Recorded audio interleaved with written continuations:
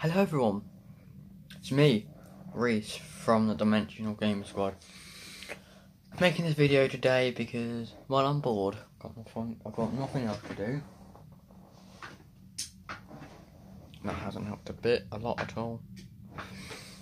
I've got nothing else to do, so I just thought I'll be making a video like this today. So, what I'm thinking of doing is a book review. So book reviews on books like this, and then do a game review. Now, when I say review, I mean like storylines. So stuff from like Overwatch, and Black Ops 3 and Black Ops 4. So let's do it. So with this story, I might do the storylines first because they take the longest. Should we do a book review first? Okay, we'll do a book review first.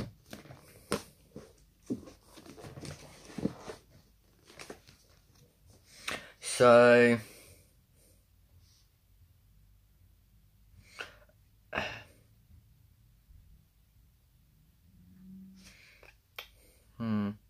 oh man, I'm just looking at something on my laptop.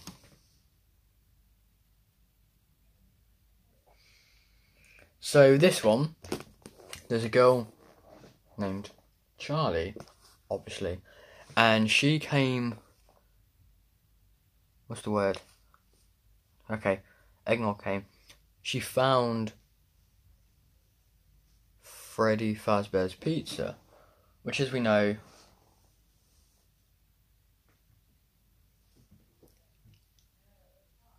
is the game franchise, the horror franchise. And honestly, looking by it, the cover, it looks horrific. And the back, yes, this is new. I did have one before, and it is new. And it's one of those places that this book is not suitable for younger readers. And it's one of those places that's been locked up for years and years and years and years and years. This one, so it's been a year. So for the first one, 10 years after the murder, and this one has been a year since the murder. So by 87, and with this one, again, this is not suitable for these younger readers. So pretty much this is like, if you haven't read this, then I don't want to go into too much detail. But basically what it is this is where Charlie, who's in the first one, meets a detective called Clay and John. I can't remember where he's from, and they go on a look about Freddy Fazbear's Pizza. And just pretty much cut a long story short, she gets trapped in a twisted Freddy suit and dies. And honestly, I'm reading this one at the minute, and the bit I've read at the minute, I'm not going to go through because I obviously want to finish it. So we'll do the game reviews, we'll do the storylines. So for Overwatch, we are going to do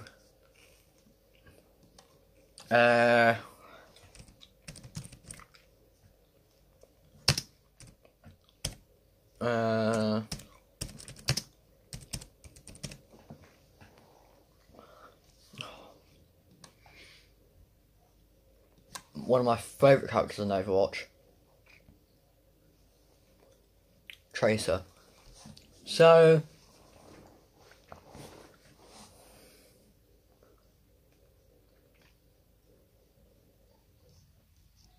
let's have a look. Not have a look at anything.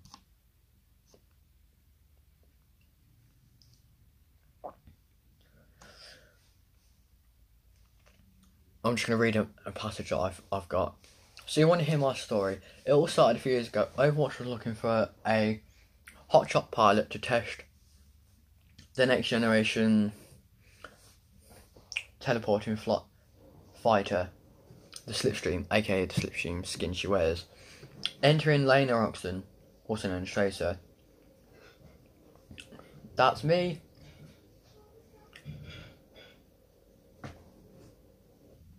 It was an opportunity I have trained for my whole life, but on my first flight the teleporter matrix malfunctioned and I disappeared.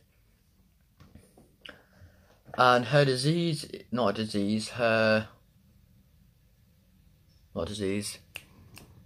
problem with her is called chronal dissociation. And it's where she pretty much fades in and out of time. Tracer is suffering from chronal dissociation. And that is where she was living like a ghost pretty much. So she was disappearing out of time, coming back, and she can't touch anything. Pretty much just like a normal ghost.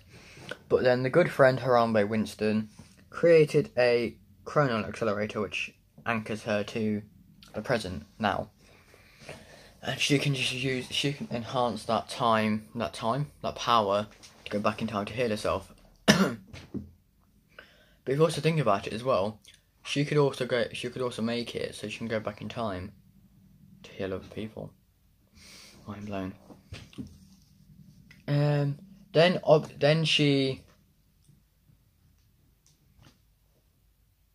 So 7 years before the present day, after the incident, after the incident, she was then able to join Uprising. Was it Uprising or Blackwatch? Oh, my notes are gone.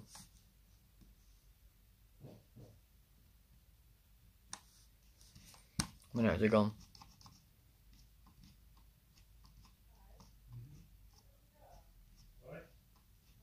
There we go.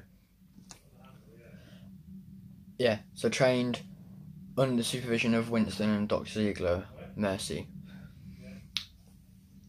Overwatch headquarters, the evolution, blah blah, and so she had to fight against Black agents in Genji, which is I think one of the most trained.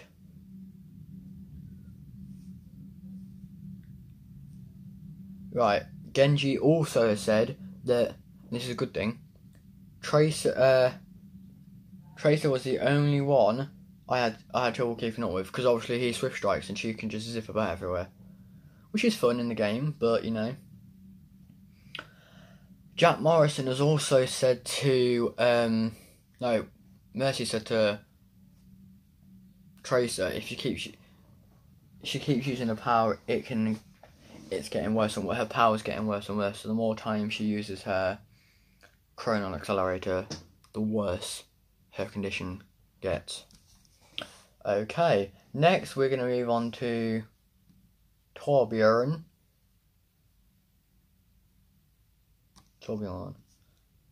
Next we're going to move on to Torbjorn. So, let's have a look here. Before the Omnic Crisis, Torbjorn has gained priority for designing weapon systems used by countries around the world. However, his belief that technology must serve a better vision for humanity put him at odds with his employers. So people think that Torbjorn designed Bastion and the Omnics, which morning guys.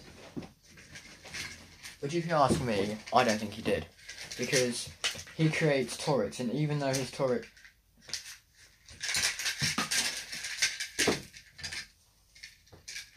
sorry, I've got stuff on my laptop. My laptop's dying. I really need to charge it up. My laptop can't die. Not the first time it's died in a while either. So, as I was where was I reading? Here we go. So, the computer intelligence. So you might have designed Bastion, I'm not sure. Torbjorn had a deep mistrust of sinister, the sentry turret intelligence, and while many of his peers tore off as a pioneer, his worst fears were realised that the robot population of the world turned against them, and the creatures, their human creators during the Omnic Crisis. Because of his engineering genius, he was recruited to join the original Overwatch strike team, and has many invitations proved. Blah blah blah blah.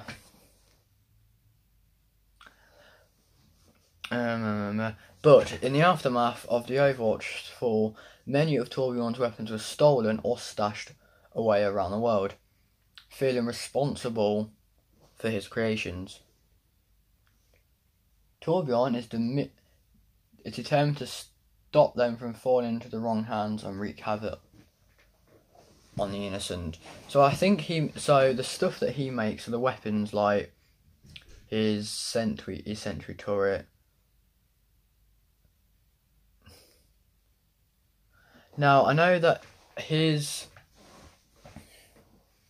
I did read it where he said that his arm got cut off. So let me find that now. Might have just found it.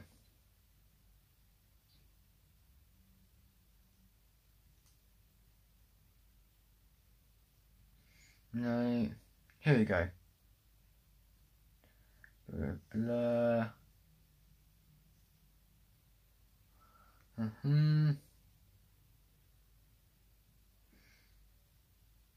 Here we go. This is it.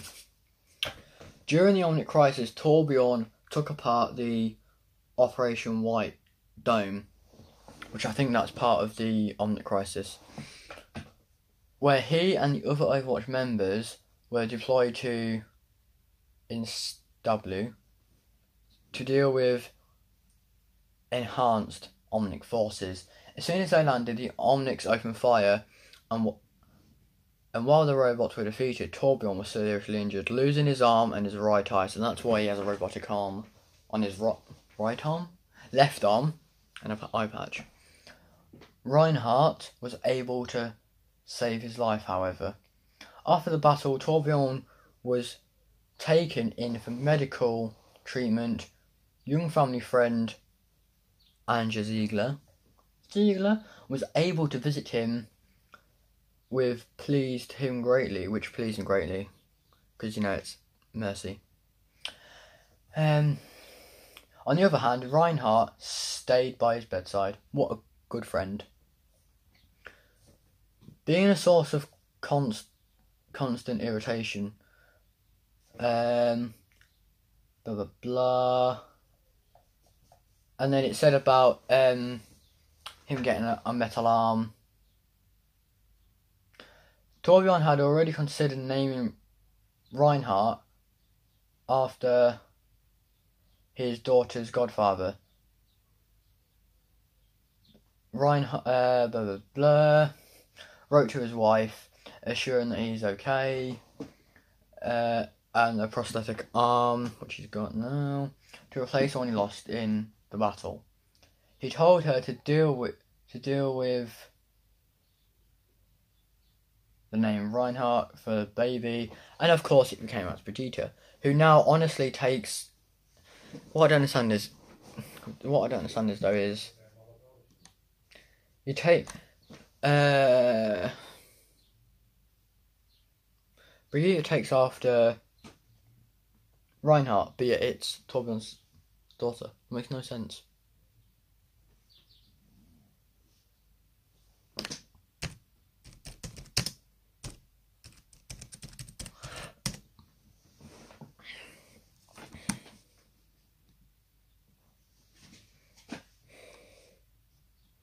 So we are now on Dr. Ziegler.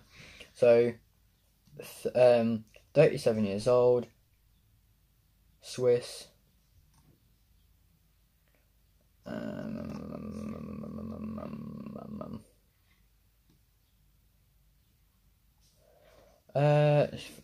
Notes will work.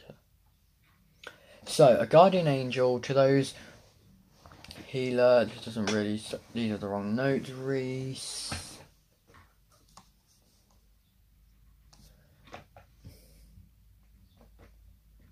Here we go. After obtaining her MD and PhD in Switzerland,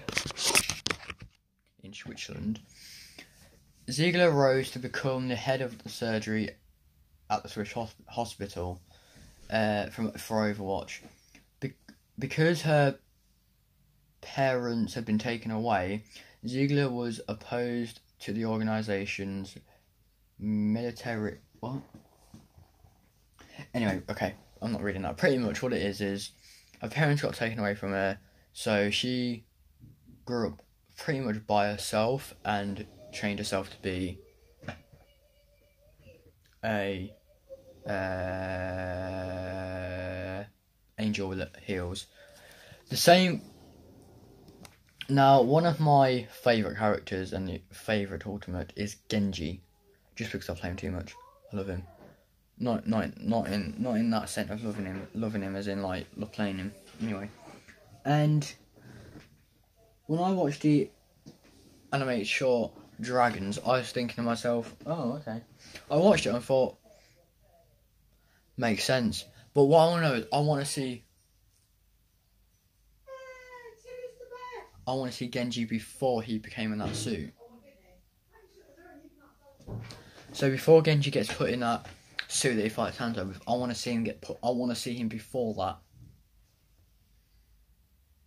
Because we have no idea who he is. Well, we do. Story about... Now, Jack Morrison, obviously I watched the animated show, and honestly I think that was not bad. He's someone in disguise. He's pretty much himself, but yet in a disguise as someone else. So now Reaper is a good one. Because, Reaper's a good one. It's weird that I'm thinking that you see... Right, I'm not being racist here. Reaper's black in the animated shorts and stuff. You see him in, like, Gabriel Reyes. But yeah, as soon as you see... If you see Reaper's character, see if I can get him up. So, Reaper Reyes in a Retribution update is black. But when you see Reaper... When you see Reaper... I'll show you if I can find one. Have a look.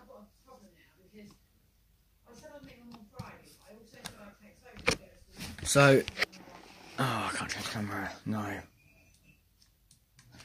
So as you can see in this photo here, if you look very closely there, I'm going to put my mouse pointer there.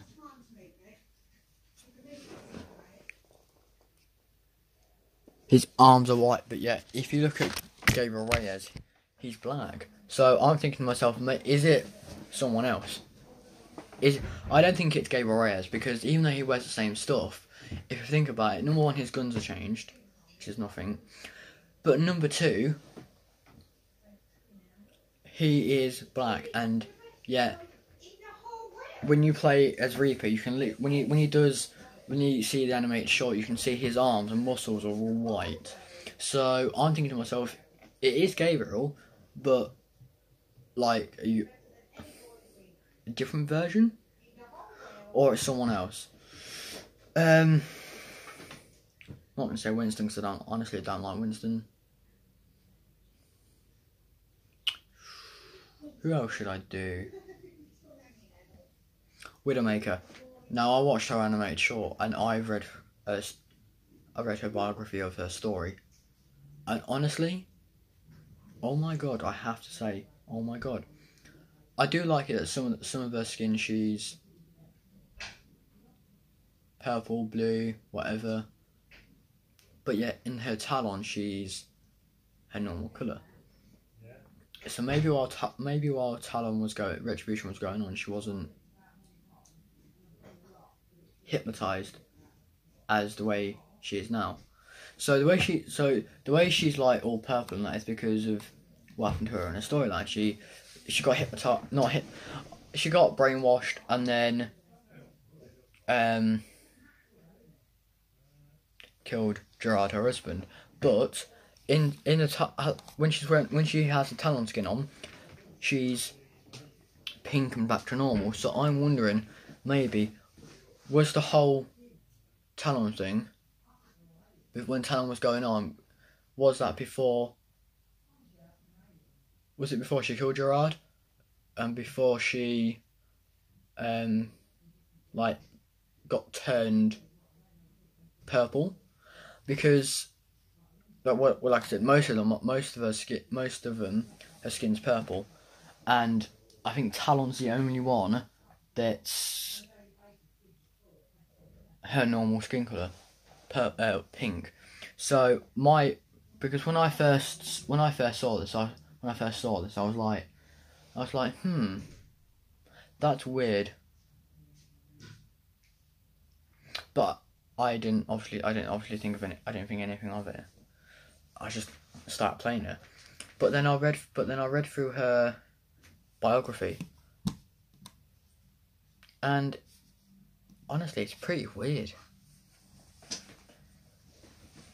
And that the brainwash she had, she also people are saying she had an operation with the because what happened to her. Now she didn't have an operation, but the brainwash, people still think that there's remorse, because in some of them, in the comics, one of the comics, you see her at Gerard's grave looking down and putting a rose there. Now, unless it's her just going to go see what she's done, or she's actually feeling remorse. It won't surprise me either. Because that's just the way life is, you know? That's literally just the way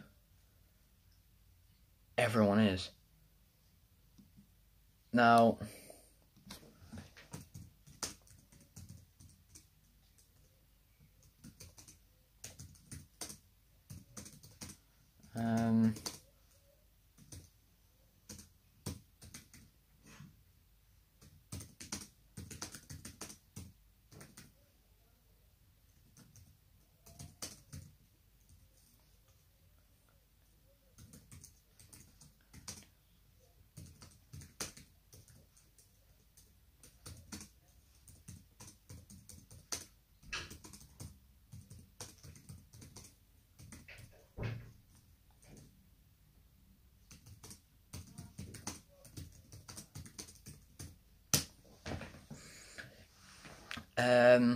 would it make her? I'm trying to think.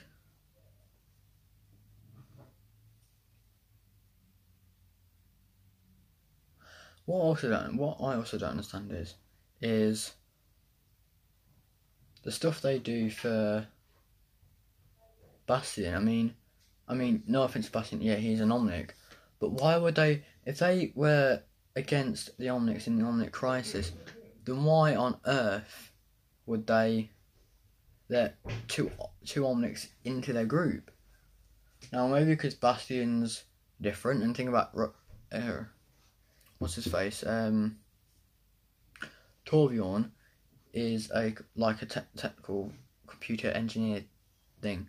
So what he's probably done is made it so Bastion can't turn against him, same as Zenyatta.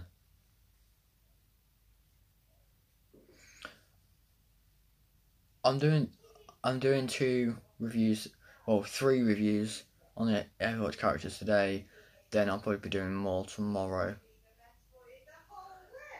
I do want to do as many as I can, and then just get up to the new ones. Like Asher Wrecking Ball, and then do that, and then just do them, and then wait. Do as many as I can, and then just stop. But I'm going to end this video here. If you liked it, obviously hit the like button, subscribe, and turn the bell. Turn the bell notification on, so when a new video comes out, either from me or Adam, you'll get notified so you can watch it. and I'll see you all next time.